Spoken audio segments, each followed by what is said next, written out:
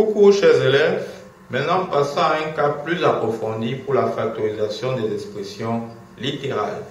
Nous avons l'activité 3 ici. Dans cette activité, on a donné 3 expressions littérales. Oui, je suis sûr que quand vous voyez ça, ça va certainement vous plaire parce que ce sont des expressions littérales similaires que vous avez très souvent dans vos exercices.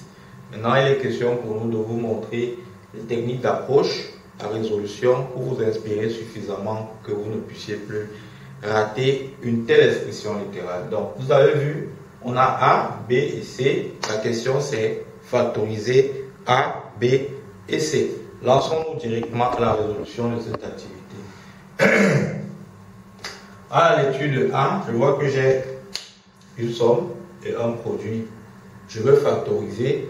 Première chose que vous faites, c'est de mettre cette somme sous la forme d'un produit de facteurs. Rapidement, quand je jette mon premier coup d'œil, je vois que j'ai 2 ici et 8 qui est un multiple de 2. 8 c'est vu comme 2 fois 4, donc je vais avoir 2x carré moins 2 fois 4 plus 3 facteurs de x moins 2 facteur de x plus 3.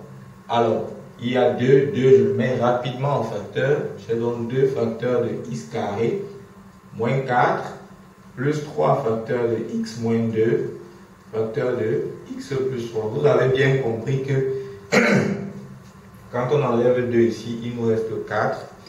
On tombe avec x carré moins 4 qui est bien une somme qui peut être entre factorisable parce que 4 ce n'est rien d'autre que le carré de 2. Donc j'ai 2 facteurs de x carré moins 2 au carré plus 3 facteurs de x moins 2 facteur de x plus 3. Je mets dans la forme factorisée de a carré moins b carré à la ligne suivante. J'aurai donc 2 facteurs de x moins 2 facteur de x plus 2 plus 3 facteurs de x moins 2 facteur de x plus 3. Voilà. Vous voyez donc que j'ai donc factorisé cette somme et ça m'a donné ça, un produit de facteurs. À la ligne maintenant où j'en suis, je constate encore que sur mon expression élargie, il y a un terme qui est élément commun, qui est bien x moins 2. Vous voyez que ça, c'est une somme de termes où nous avons un élément commun qui est x moins 2. Lorsque vous avez repéré cet élément commun, vous le mettez en facteur. Alors, on le met en facteur. Ça fait donc x moins 2. J'ouvre les crochets. Alors, quand j'enlève ceci de mon terme, il va me rester 2 facteurs de x plus 2 au premier terme. Donc, je recopie ça. Plus, quand j'enlève x moins 2 ici, il va me rester 3 facteurs de x plus 3. Je recopie là. Et je fais mon crochet. Maintenant, qu'est-ce que je fais à la ligne suivante? Je vais développer ce qui est à l'intérieur des crochets pour qu'on n'ait pas des parenthèses superflues. On aura donc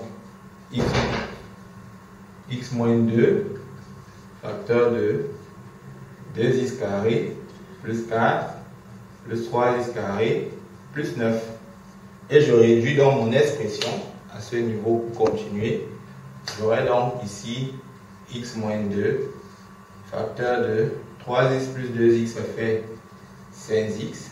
4 plus 9, ça fait 13. Voilà donc la forme factorisée de A que j'ai donc obtenue. Voilà, chers élèves, comment est-ce qu'on fait pour pouvoir le faire? On passe directement au B. Pour le B, quand on fait une observation, première observation pour le B, l'élément commun immédiat, c'est x plus 1 qui frappe à l'œil nu. Nous allons le mettre en facteur. On va donc avoir ici x plus 1. On ouvre les crochets. Il va rester ici moins 3 facteurs de x moins 5. Plus le plus ci. Quand j'enlève ceci, il me reste plus 2 facteurs de x au moins 4. Voilà. Et maintenant, à la suite, qu'est-ce que vous faites? Vous développez ce qui est à l'intérieur des crochets. On aura donc x plus 1. On ouvre les crochets, on développe, ça fait moins 3x plus 15 plus 2x moins 8. Et maintenant, on réduit, ça fait x plus 1 facteur 2, moins 3x plus 2x, c'est bien moins x, plus 15 moins 8, ça fait plus 7. Et on a donc l'expression factorisée de B. On continue. Pour le C, on a une somme et un produit.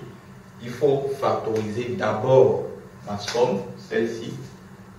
16, c'est le carré de 4. Quand je commence, ça va faire x carré moins 8x plus 4 au carré, plus 3 facteur de moins x plus 4 facteur de 2x moins 5. Pour la clarté de la rédaction, lorsque vous voulez factoriser, ne vous concentrez pas uniquement sur ce que vous voulez factoriser dans une expression comme celle-ci. C'est vrai, on travaille sur celui-ci, mais si on ne travaille pas sur l'autre, on le reproduit pour garder la même expression de C. Parce que si vous faites seulement ceci et vous enlevez ça, ce n'est plus C que vous êtes en train de factoriser. Ça, c'est pour la clarté de la rédaction. Donc faites très attention. Si vous êtes en train de travailler ici, l'autre là, vous le dupliquez simplement. Vous recopiez à chaque fois, vous recopiez jusqu'à ce que vous ayez maintenant à utiliser cela.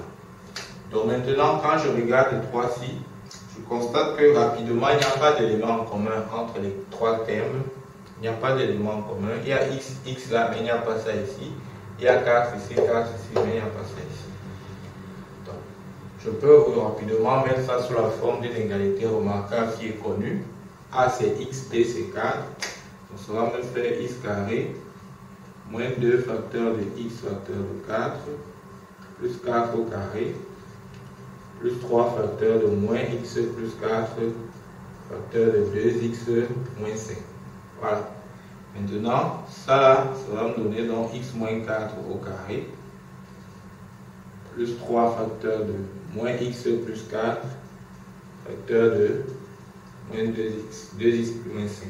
Alors, x moins 4 au carré, encore vu comme x moins 4 facteur de x moins 4 plus 3 facteur de moins x plus 4 facteur de 2x moins 5.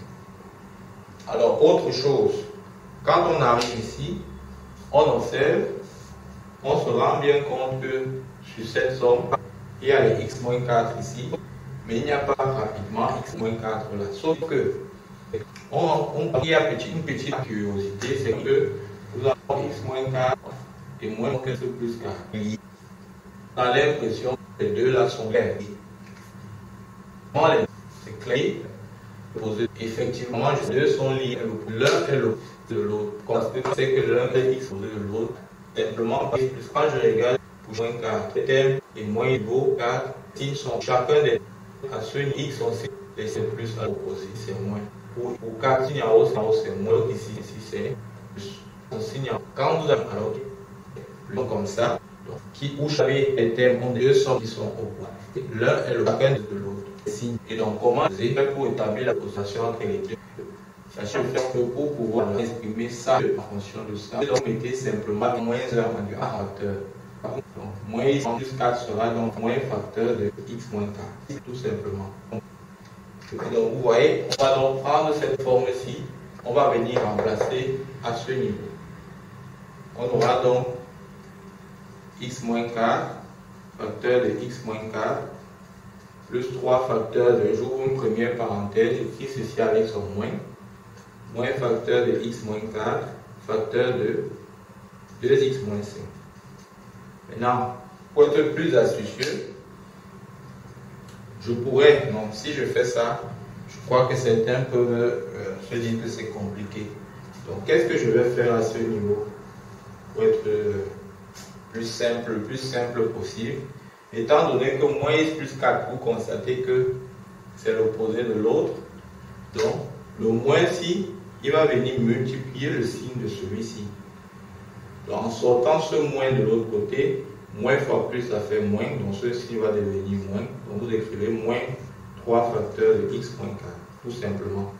Là on saura que vous avez remplacé le moins x plus 4 par moins facteur de x moins 4, donc facteur de 2x moins 5. Donc à chaque fois, si le signe ici était moins, en remplaçant ça devrait devenir plus. Comme c'est plus, ça devient moins.